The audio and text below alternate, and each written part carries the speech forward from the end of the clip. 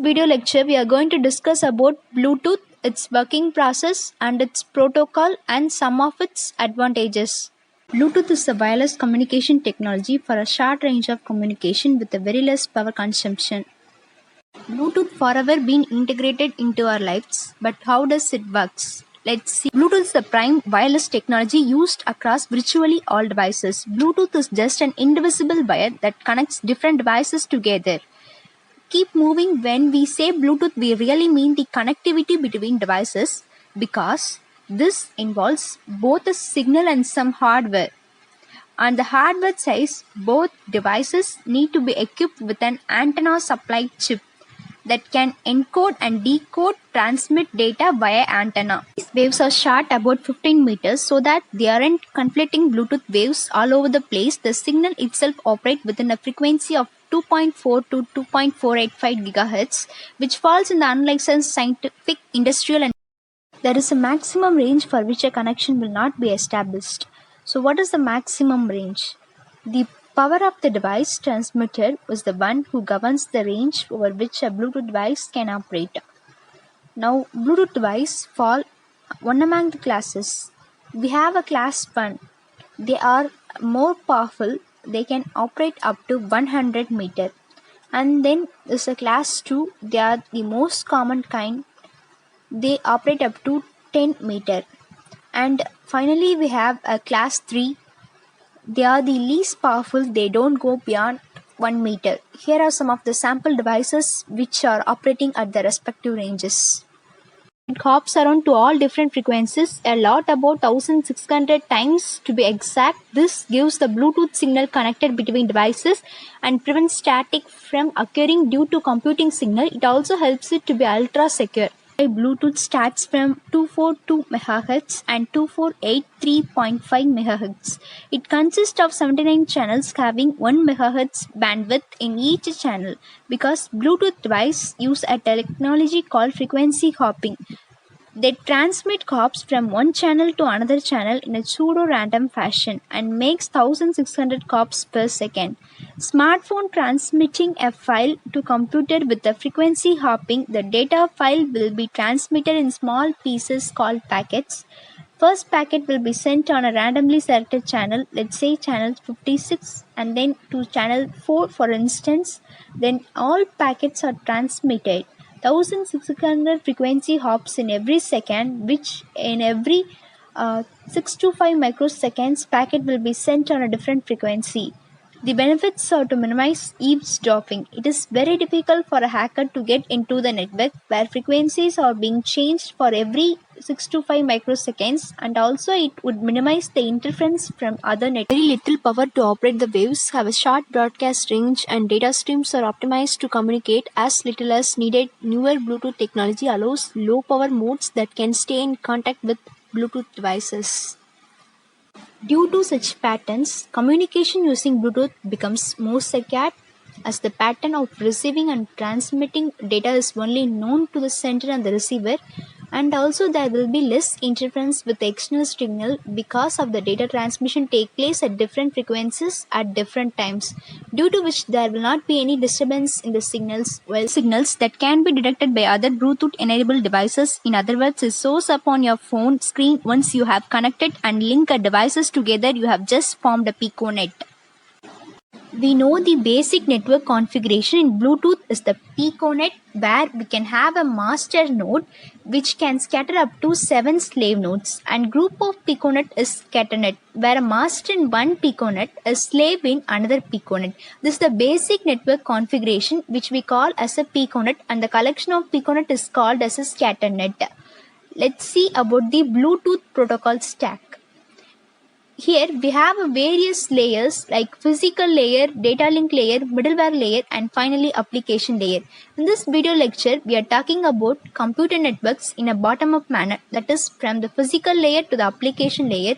Likewise, in the topic Bluetooth stack, we will deal with the bottommost layer, that is the physical layer, and move towards the application layer. First layer is the physical radio layer. in this, and it performs the modulation and demodulation of data into radio signals. Suppose if one Bluetooth device is going to send data to another Bluetooth device, whatever it is generated in the device is the data. Those data has to be converted into radio signals. This layer converts the data into radio signals or radio waves.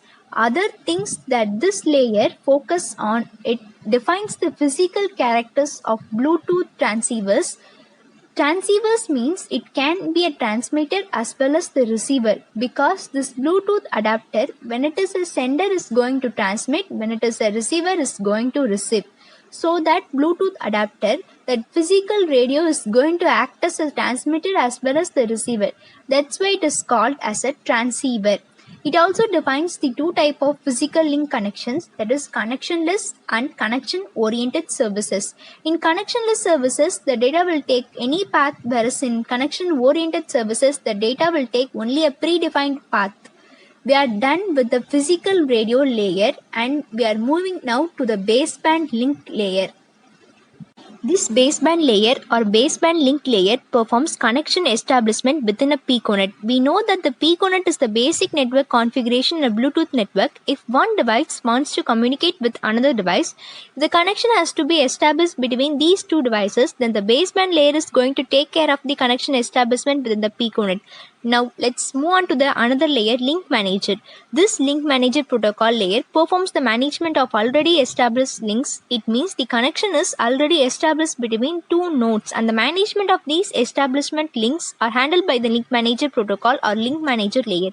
This link manager layer is also concentrating on security purposes as well as what are the security services. It also includes the authentication and encryption processes. Authentication means ensuring the right entity is involved in the network. Encryption means suppose if one Bluetooth device is sending data to another Bluetooth device, if it is encrypted, then no other nodes can see the data what is being transmitted between the sender and the receiver.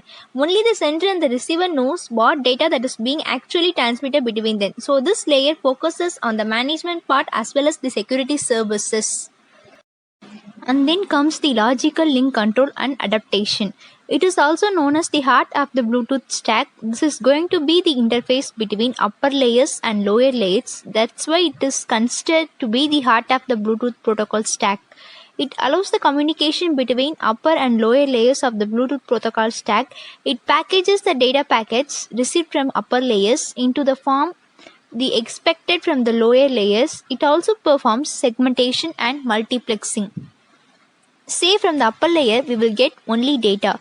These data have to be converted into the form in which lower layers can understand.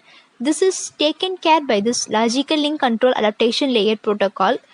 In addition to this segmentation as well as multiplexing, segmentation means suppose if big data is generated by the application layer, then that cannot be sent as a single stretch. We know Bluetooth is suffering from lower data rate. It has to be broken into pieces, which we normally call as segments. Segmentation part is taken care by this layer also when the channel is used by many modes, and multiplexing is taken care by this part only. Then next comes next part, that is RF COM layer. It is a shared form of radio front-end component. It provides serial interface with WAP and OBX. WAP means Wireless Application Protocol. OBX, it is Object Exchange. Next comes the TCS, Telephony Control Protocol. It means provide telephony services. What are the various well-known telephony services? We can use Bluetooth devices for various voice services, fax services, or even data services. This layer is responsible for dealing with that. Next comes the SDP layer. It means Service Discovery Protocol. It allows to discover the services available on another Bluetooth enabled devices. This layer is responsible for dealing with that. And then finally is application layer. There are some profiles applications that are predefined, so these applications are going to have the complete suite of protocol, and this is the layer that is actually going to interact with the application. And we have a few parts like audio and control related activities. That's all about the Bluetooth protocol stack. Almost we have seen all the layers. To sum up, Bluetooth technology is like a virtual card between devices that allows you to communicate fast, efficiently, and securely. It is the center of what makes wireless technology possible.